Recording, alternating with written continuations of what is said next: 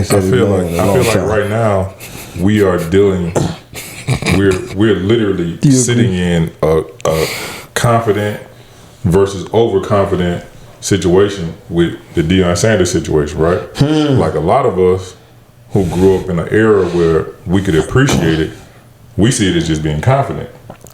And then I think there are other people who see him as being overly confident, and it bothers them. So okay, I think with me, it's a difference, right? So I'm rooting for Deion just because of where he's come from, being a great athlete, to what he did with the HBCUs, to actually getting a head coaching job at Colorado, right? Nigga, we love Deion just because of it's Deion, nigga. Who didn't want to be Deion? You know what I mean? So we ride with him.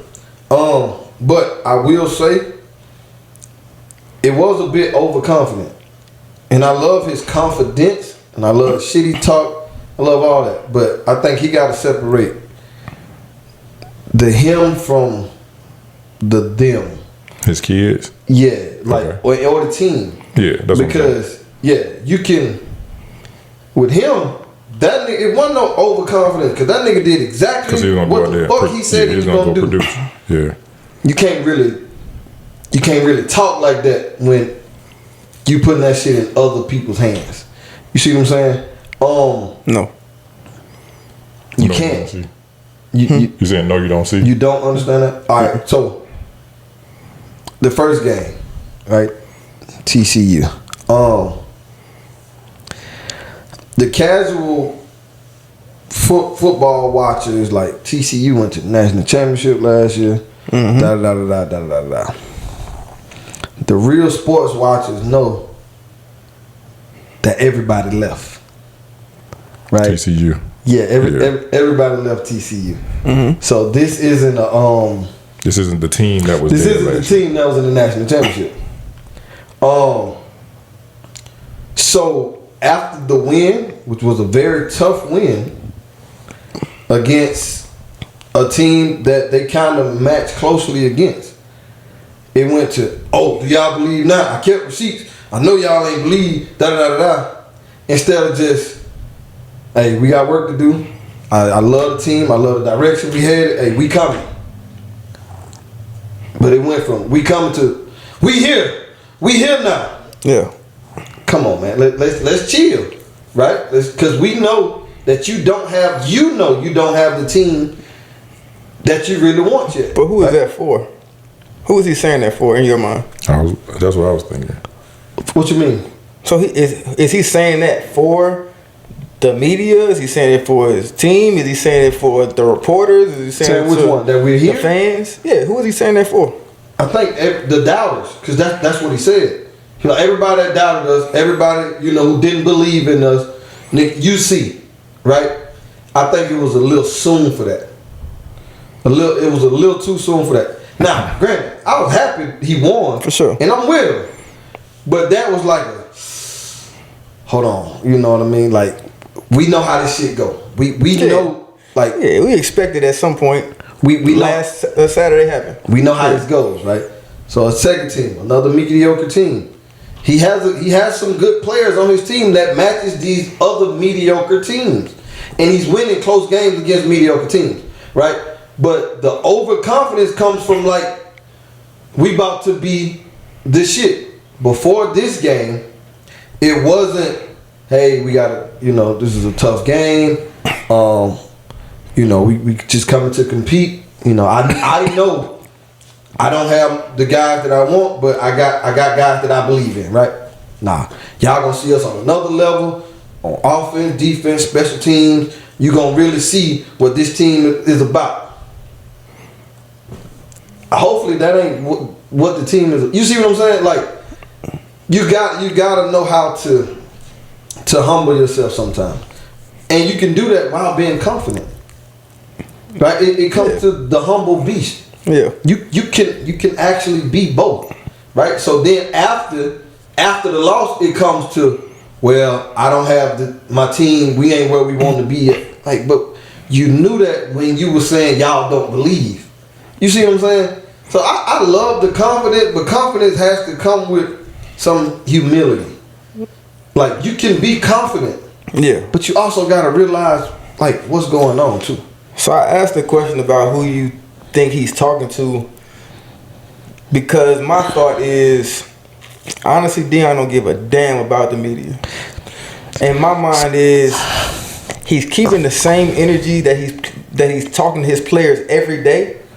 I'm gonna take that to the media as well. This is who I am, but I want you all to know that you're here for a reason, and I want you to know that I believe in you. And when you have success, I got your back, and we are here. Now, when we lose, yeah, of course, we need to work. We got work to do. But I want you to be instilled in a overconfidence, because they shouldn't be on the same field as a TCU. They shouldn't be on the same field as a cohesive Nebraska team. They shouldn't be on the field with a cohesive Colorado State team. Why? But they are. Because they are. You just brought 86 new guys to one facility. And they did the brand work. new. But there's something to say about working together over time. Yes. They were able to overcome that to beat these three teams. So I feel like when he's talking to the media, he's just telling his team really just reinforcing what he tells the team behind the scenes, that I believe in y'all to get here. Yeah. I believe in y'all to get to where we're going to go.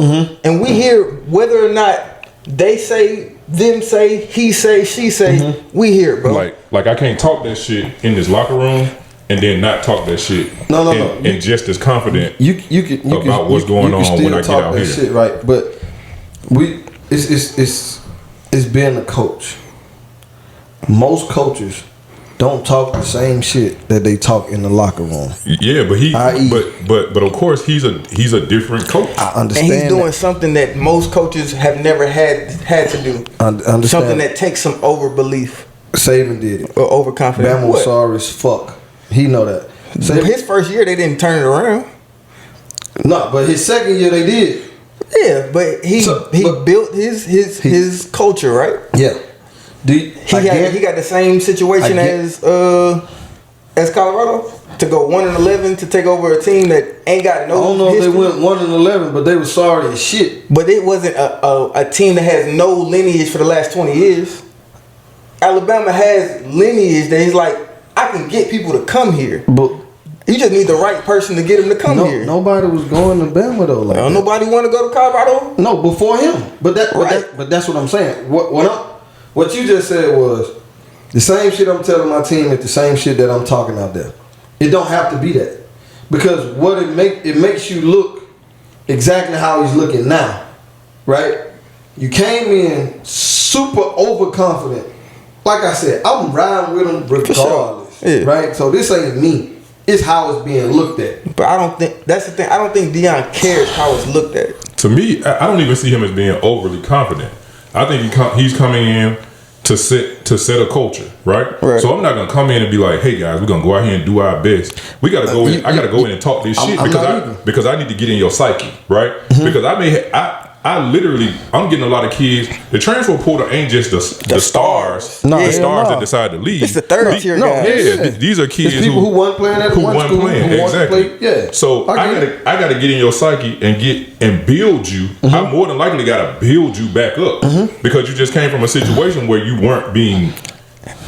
maybe weren't being nurtured properly, right? And then build you up, but build us together. Yeah. So I'm doing all of that also while being myself. For sure. Because one thing about it, big portion of it. He can't now turn down who he is. This is who he's been the last 50 years. You know what I'm saying?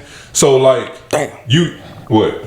And it's actually, I was about to say, and it's more than that. You know what I'm saying?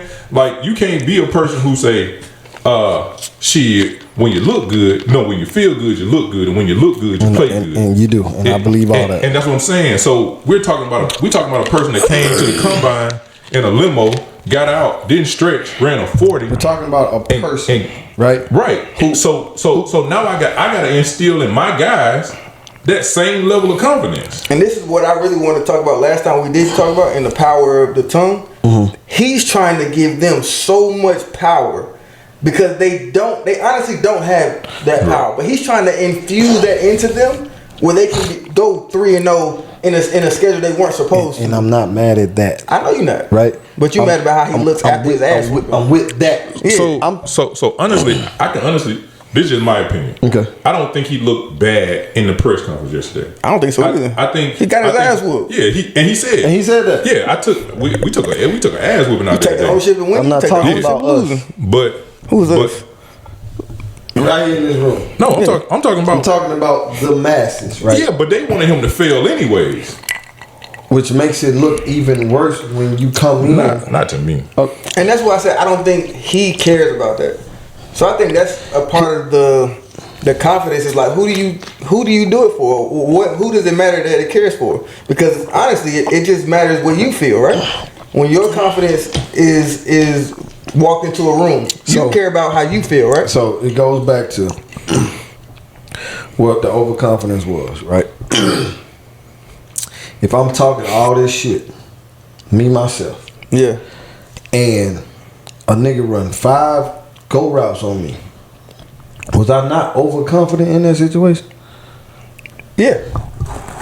So all I was getting at is sometimes there's a place for it.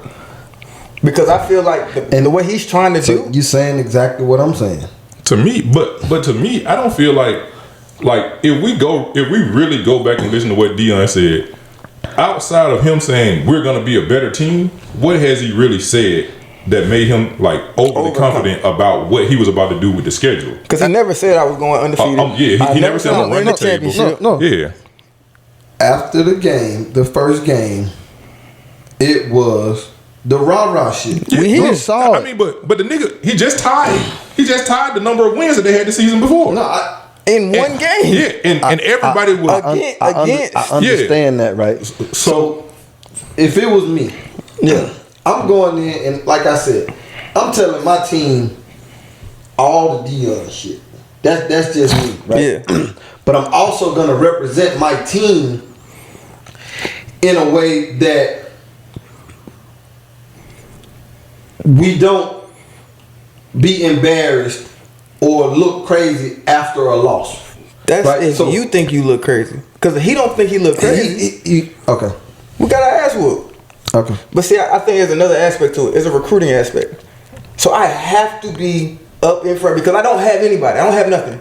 So I've never seen a Colorado come to Boulder commercial ever. No, I saw it 10 times this weekend. I've never watched Colorado. I've watched every game. Nigga, I've never watched Colorado. Staying up till 11 o'clock. Nigga, I watched every game. So I think there's his overbelief is belief in the culture transcending.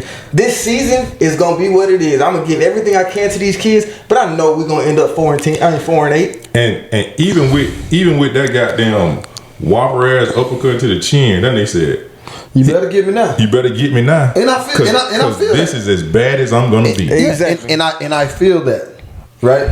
I understand that. Do you not carry your confidence in your wins just as you do in your losses? You have to. So that's exactly what I feel like he's doing. Okay, I think we're gonna have to agree to disagree. Cause I'm saying, it could be an embarrassment even more to the team when you come in like that. That's all. It's a difference between confidence and overconfidence. Let me ask you this, and I felt he was. That's all. Did Harriet Tubman need to be overly confident? Shut your ass up. Wait. Okay, go ahead. But did Harriet Tubman, who had all the odds stacked against her every time she set out, with a new group of people every time she set out, have to have an overconfidence to make it from South Georgia, let's say, to fucking Canada or Boston? Oh, we're gonna make it. We're gonna make this shit. And if you want to, and if you don't want to, I'm gonna kill you. Yeah, look, what did Deion come in and say? The fuck out. Yeah, hit the portal. I felt that. Like, so what I'm saying is sometimes it takes that. I felt that because I felt like niggas felt like took it as the media took it as he was kicking people out so he could make room for other people. Right. He didn't kick nobody out.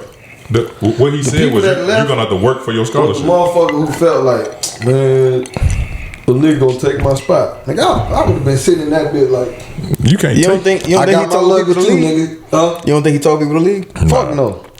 At A&T, I had 4 head coaches. Yeah. Every time we had a head coach come in, a new one, they would kick a group of people off the team because they needed to make room for the people that they wanted. They wasn't their guys. That speech alone, it made people nervous, but it's almost natural for a new coach to come in and start to kick out, and it's normally people who he would consider cancers to the program. But that was 80, like he. So that was everybody did but you see 7 the transfer players. report? It was 58 players. But Everybody but 7 players left. I'm just saying he probably did kick off some players. Just because probably, I know you're not going to be valuable for what I'm trying to do. Just mentally what you are. And because think about this. You were on a team that went 1-11 and you were okay. Mm-hmm. Yes. Playing music in the locker room. I gotta get you out of here because I gotta set a new tone. The mentality. I gotta get this mentality going. So my guys, the guys who I keep that are staying here, listen, shit about to be better. But again, if he don't win another game, it was better than he came in. Yeah. So and I'm good with that. I think I think the first game it was a lot. That's all. But I'm with him. What if the first game didn't come into the end of the season? What do you mean? Like he didn't get his first win. If he didn't get that first win until week 10. I don't think it wouldn't have been no talk. It wouldn't have been no we here. Do y'all believe? Yeah. So to me, I feel like he would have been very, very, very humble. I feel like that after game 1 speech was more for that room. Like I don't think it was like, see America, we here. I think it was. That nigga said, I remember what you said. Yeah, because he was talking to somebody in that room. He was talking to somebody in that room that said, "Yeah, Deion's but not I don't think that one person was the only person saying what that one person said. So let me ask y'all this: how many games you thought they was gonna win this season? 5. How many you thought? About between 5 and 7. I said 3. Right, just because based off us playing football and we know how fucking hard this shit is. Yeah. Right. So we all kind of felt the same way that the niggas would talk, who he was talking to. But I think theirs was more of a doubt, like you're not gonna swing it so fast. Yeah, like because they used to sit in the room and saying, "Hey, so what hurt us today?"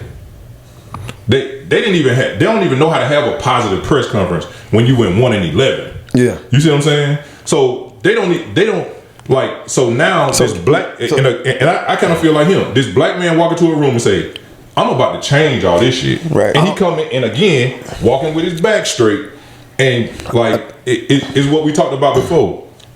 How you can go into a job and they hire you because you're confident, and then they fire you because you're confident. Yeah, that's you know what I'm saying. So I feel like for them it was like cool, like on the fight, like cool. Deion about to make us all this money. Deion like yeah, we gonna make this money. But I can also tell you, we about to get these W's, baby. Yeah. People about to start coming here. Something I'll add into this, just to kind of bring it to the confidence, you can see that confidence in a man can move a group, but can move a nation.